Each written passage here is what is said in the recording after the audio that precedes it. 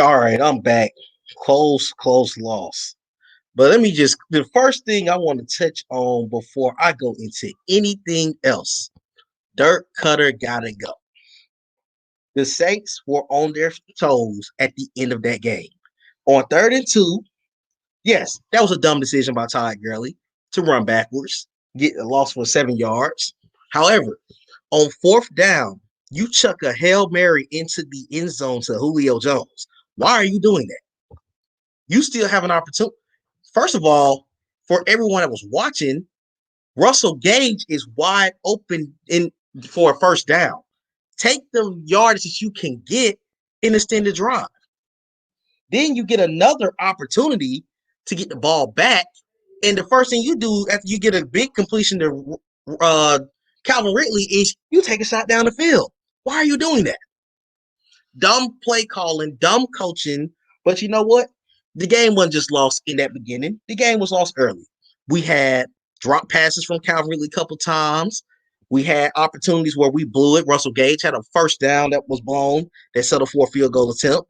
Calvin Ridley had a drop in the end zone that was settled.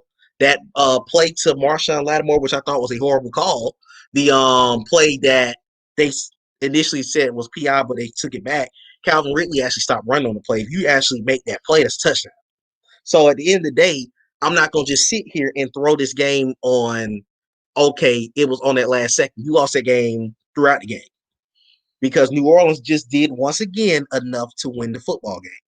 And at the end of the day, I just feel like you got to blow this thing up. Dirk Cutter does not need to have a job in Atlanta no more. He didn't have a job here no more. He doesn't need a job in this city no more. It comes a point where you got to stop giving this man the opportunity to blow yet another opportunity week in and week out. That is embarrassing. It's a point. This offense looked pedestrian when you step onto the field every single week because we don't run the ball well. Julio, I'm gonna be on another thing I want to point out just about our team. Oh yeah, Shy, you're absolutely correct. But I'm gonna tell you, I figured they weren't gonna call that PI because the defensive back did get his head around, so that's kind of like a jump ball play. Yeah, Matt Ryan, he stays in that pocket a lot too long. He does hold the ball. One of my buddies, Ju, let me just trying to say, Julian Robbs, he's on here. He says a lot often that Matt Ryan hold the ball too long. I think a lot of it has to do with bad offensive line play. That's just me, but Matt does hold the ball too long as well. So it's a combination of issues with this team, and then I don't feel like this offense fits the type of talent we have. Hayden Hurst is basically non-existent in this offense. There are times where Julio, where I see one-on-one routes where Matt's not even looking around the field. He's not zoning the field. He's going with the first read and then getting the play over with. You cannot do that. You can't do that when you got that type of talent at receiver. You cannot do that when you got that type of talent. It's ridiculous at this point because I've seen this offense week after week get worse. Not better, worse. There's no reason that the Falcons had opportunities to win this game. And the same thing happened in the previous game. We kicked field goals. We kicked field goals. I just said this earlier today. Field goals were not going to win this game for us. And once again, we kicked field goals. You can't even put this whole game on the defense. In both Saints games, the defense have done enough. You are this is where my issue comes with this defense. With my offense, I'm sorry. The defense, we know the defense is not that well. They have played better. I gotta give let me make this positive note. Jeff Ulrich has actually got this defense to play much better since Dan Quinn's been fired. It's the same thing that happened at the end of the 2019 season when we went 6-2 down the stretch. But the defense played way better under Jeff Ulrich. Also, I feel like certain guys have stepped up, certain young guys. Isaiah Alvin, who I'm sure a lot of you remember, I've been giving him a lot of heat for the entire season. He actually made a very good play on Alvin Kamara. That could have been a big play for the Saints. That also kept this game from getting out of hand. AJ Terrell, unfortunately, he knocked the ball out. That could have been a whole momentum change in this game as well. But the defense did enough to put the offense in position to win the game. The offense is showing their colors right now. This offense is pedestrian under Dirk Cutter. It's yes, players aren't doing their job fully either. There were drop passes that were absolutely out of control. However, you still have an issue with the play calling. The play calling is basic. You're gonna go run, pass every single time. You know what the plays are being what plays are being called before we even call the plays. That's not acceptable. With the talent that's on this team, could you imagine what a competent offensive coordinator what we could do week in and week out? It's just ridiculous at this point. But even with all that being said, the Falcons have was in this game to win it. However, we didn't make the plays. We get in the red zone, settle for field goals. Get to the 30, settle for a field goal. That drive was actually turning out real well. And when you come out on 3rd and 2, why are you giving it? First of all, if you're going to run the ball, get you a fullback on the field. Run up that middle. I don't care if it's going to be 4th and 1. I take my chances. You're right, Q. It hasn't been the same since Kyle Shanahan. You're right, man. This offense, they've been trying to run Kyle Shanahan's offense. That's the problem. I don't feel like this team has had an offensive identity in 4 years. If bear with me, also a lot of my comments, I can't see my comments on the app that I'm using, so I'm having to look at my phone to see what you guys are saying to me as well. But this offense has not been the same since Kyle Shanahan. Even with Sark, we threw Sark into the fire. Basically, we threw Sark into the fire. Sark had to come in here and make an offense out of absolutely nothing. Like, no, you was taking over a Super Bowl offense that didn't fit your scheme. It's a problem. That's a major problem. You can't do that. You can't expect to win games if you don't have an offensive philosophy. We don't have one. Even Dirk Cutter beforehand, back in the day, Dirk Cutter used to even come out and run screens. We don't see that anymore. A lot of the play calling is absolutely embarrassing. You know what we're going to run before we run it. It's not worth it at this point. This team got to get an offensive identity. Dirk Cutter better not be on the coaching staff in 2021. At this point, everybody should be gone. Even I salute Raheem Morris. He's got a lot out of that defense. But I think at the end of the day, this is a little too much for him as well. I don't think he's ready to be a head coach for us. I think we need a whole new identity. We need a whole new message in that locker room because unfortunately, he's a part of the Dan Quinn era. I don't want to continue the Dan Quinn era with another head coach. I don't want to do that. What I want to do is start this thing fresh and over. You got to. Because if you don't, you're going to have the same problems in 2021 and 2022 when Matt's contract's up. He said Sark was a bad hire. DQ doesn't pick good personnel. This is why we wasted 4 years. Everyone should be gone. I'm going to tell you this. With Sark, the problem with Sark was you brought a college-minded offensive coordinator to a team that put up the 7th highest offensive numbers in NFL history.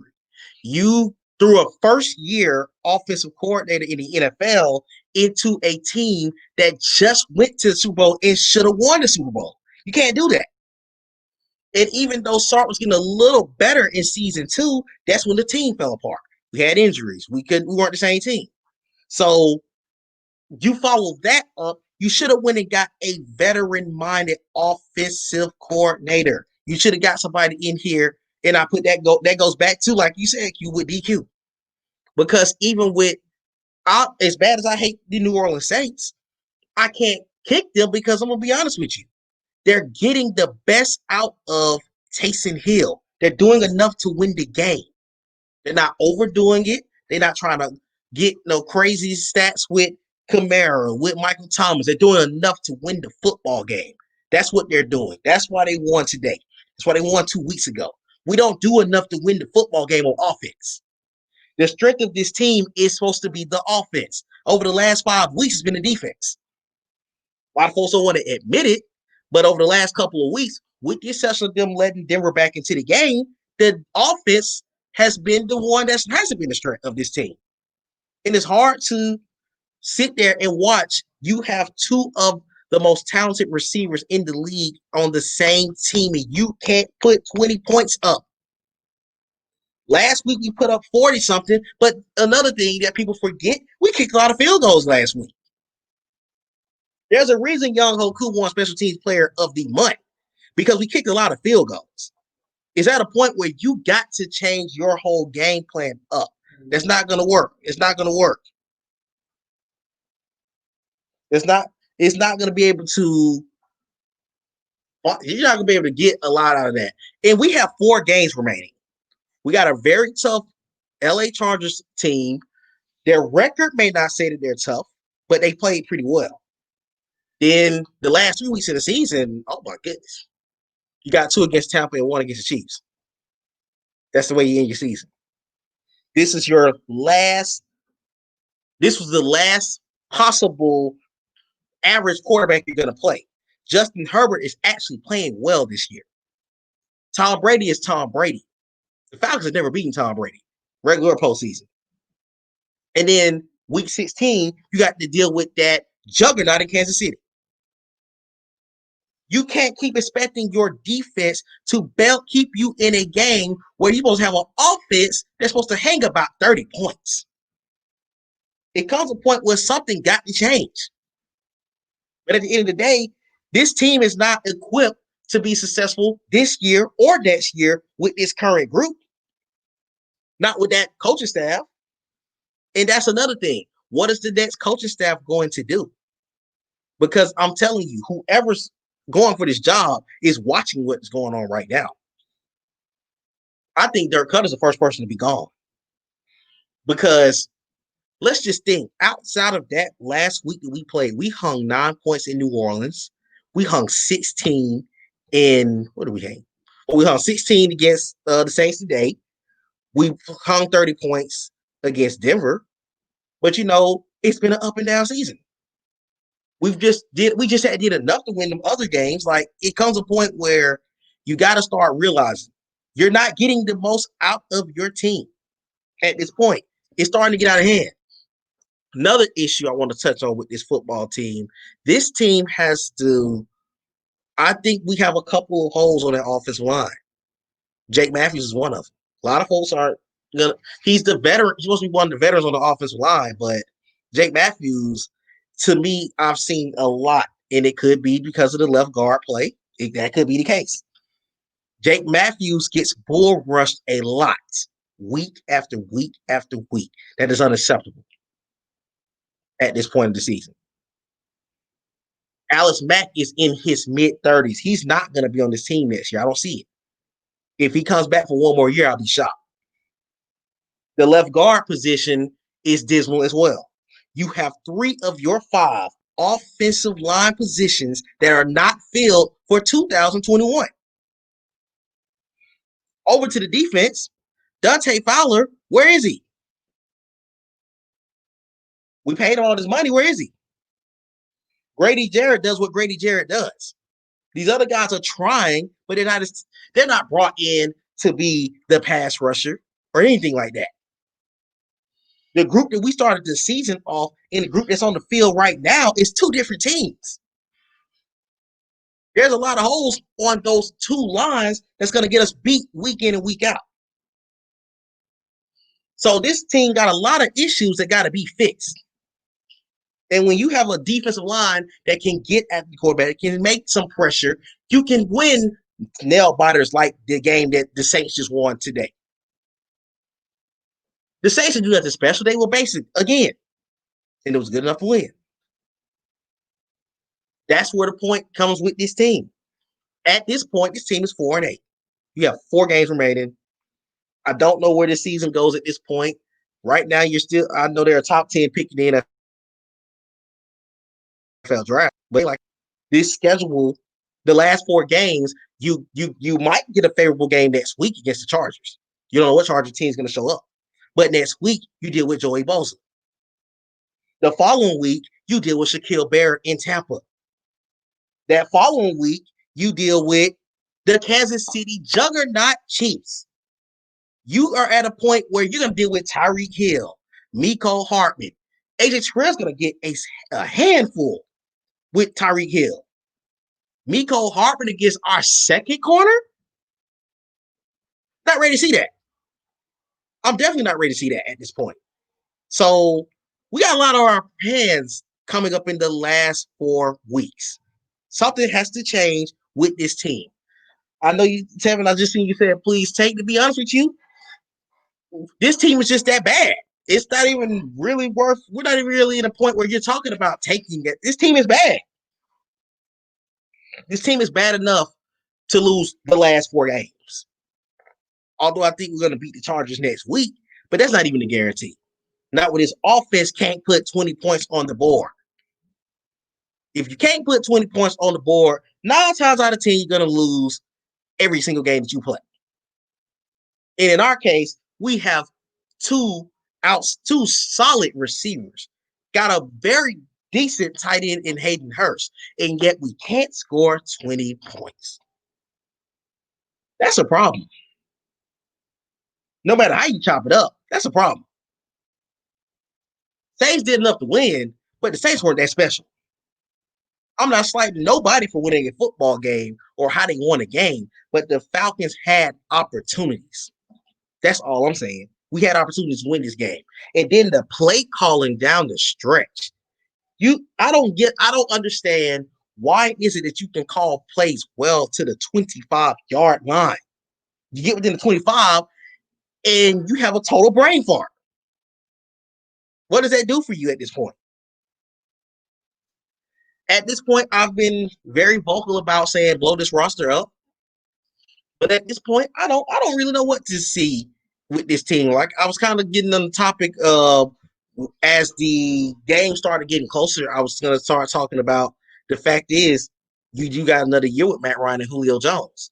You will be bringing your receiving core back one more year. You're gonna have Julio, Hayden Hurst, Ridley. So you will have pieces in place for 2021.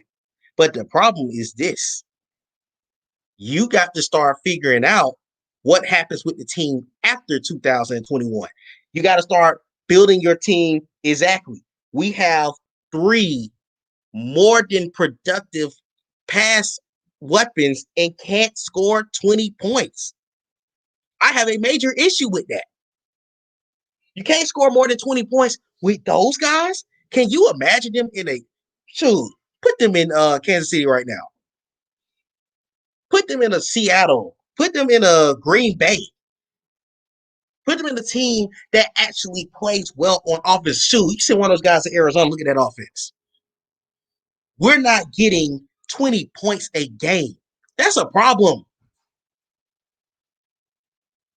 And I don't know how you, at this point, you can't fix this team this year. Falcons. Let's see. JD said fans must stop saying Kyle Shanahan offense is not correct. The Falcons must find a coordinator who knows how to strategize and know how to plan design.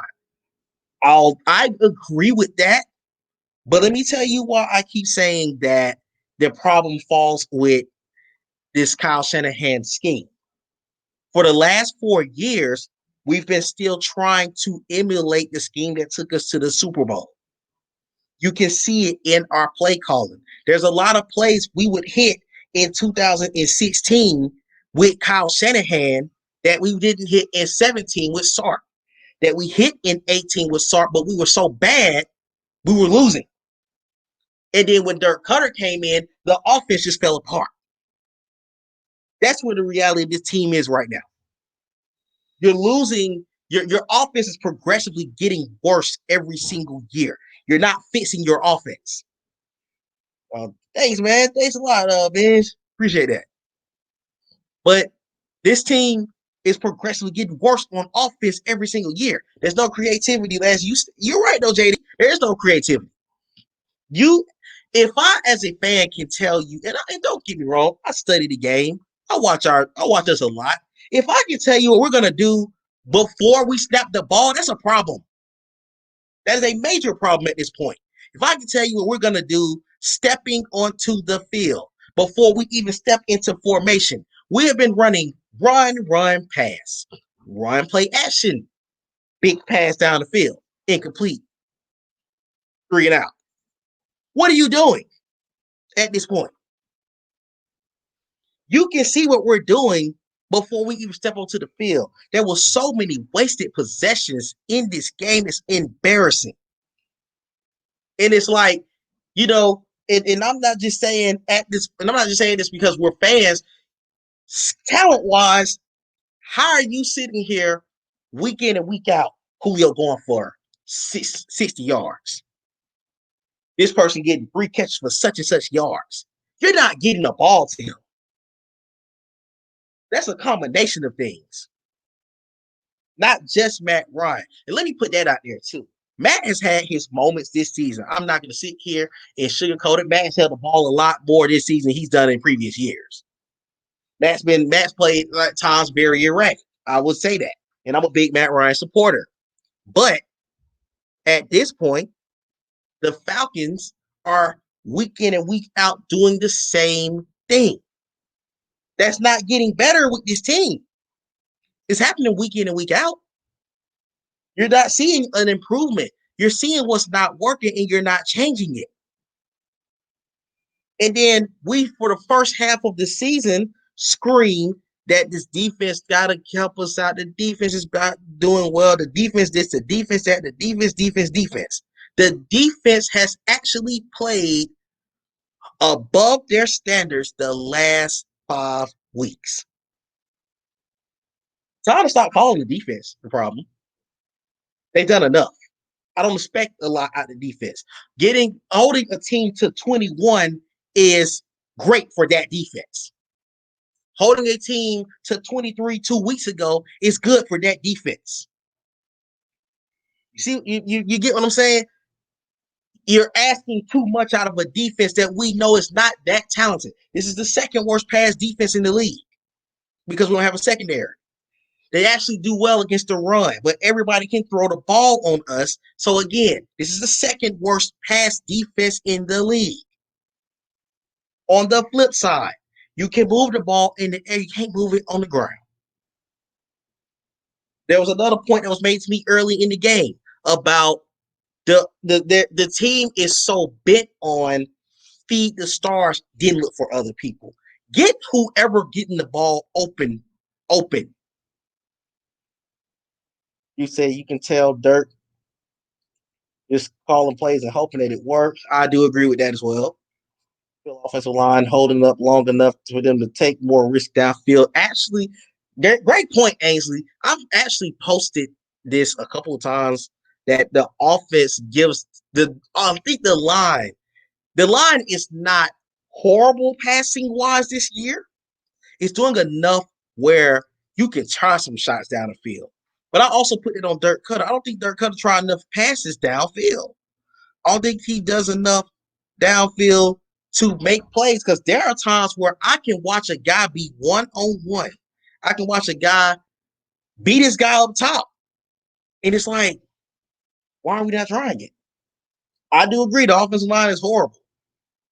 The line just, in games like this, though, they're a liability. Cam Jordan has a field day with Caleb McGrary. Speaking of Caleb McGrary, that was a bust. I know it's 2 years. It was a draft bust. We're going to go ahead and put it out there. Lindstrom is good, but Caleb McGrary, draft bust. You got to go. To me, 3 of the 5 positions, well, let me take that back.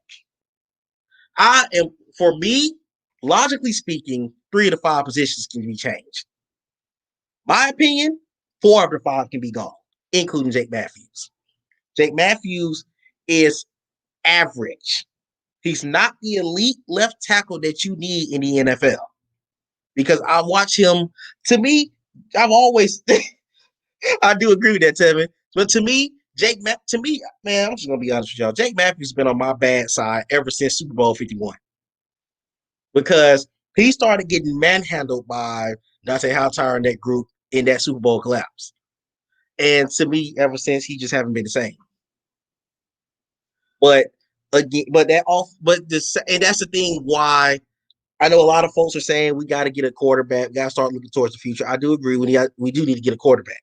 But I feel like the Falcons have too many holes for this team right now to run after a quarterback as the first pick.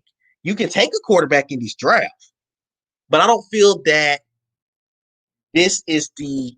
I don't know. And then also for me, I guess I want to put it like this: with COVID and everything, I don't know what guys are gonna come out. Some guys could stay another year, so that also is another thing that we got to pay attention to because once the college football season is over, I think correct me if I'm wrong in the comments, but I believe they guys got this doesn't count to their eligibility, so they probably could stay one more year. But if that's the case, you don't know. There could be certain surprise players who does not come out this year. I know last year I was definitely thinking that Travis Etienne out of Clemson was going to come out, and he ended up staying one more year. So I'm not sure. He said the offensive line is bad, but not horrible. It's the offensive strategy that's horrible. If we are calling out plays before it happened, our offensive line is doing the best they can. That is very true. And also, I don't know what type of run scheme offense this is. Shanahan was a zone run. It's like this is a power run, but it's trying to include the zone run, but you don't have the skill players to be the zone run team. Another thing, then you're drafting guys who, what are they here for? Quadre Ollison was scoring touchdowns in 19. We haven't seen him on the field in 20. Marlon Davidson was a second round pick that barely sniffs the field. Deidre Sanat was a fourth round pick in 18 that never touches the field. Do you get the strategy? Do you get the trend that's going here? You got guys that you're drafting that never stepped on the field to even make an impact or even see what they're worth. So you just drafting guys you just go out there just throwing draft picks away. I'm just being honest, JD. You just out here saying you get picked, you get picked, you get picked. It's like, oh, I'm just saying. Tell me I'm lying. You got multiple guys who have been drafted to this team that never touches the field. Meanwhile, you got Brian Hill, who is part of the worst draft class I have seen him since 2012. I'm talking about the 2017 class. Brian Hill, who was cut, brought back. Why you keep bringing him back? I've never liked Brian Hill. What's the purpose of being on the team? Eno Smith, to me, is your most versatile back on the team, but he doesn't get the ball much. Because for some reason, Dirk Cutter loves Brian Hill. Reminds me of when he used to love Jaquiz Rogers, who I could not stand. Put that out there, by the way. Couldn't stand Jaquiz Rogers. Jaquiz Rogers was a Dollar General Devontae Freeman, basically. The bad Freeman, not the one that got 2 Pro Bowls out of him. So you're not really doing anything to make this team better. But I will be back on here sometime this week. I'm gonna start covering draft coverage now. I mean, we are 4-8. Playoffs pretty much over. Time to start looking forward to the draft at this point. The rest of the season is a wash. That's where we at this point. We got swept by the Saints. I'm not happy about that. I never like getting swept by the Saints. It's our first time getting swept by them since 18. So, all right, everyone. Glad you tuned in. Have a great day. Go Falcons.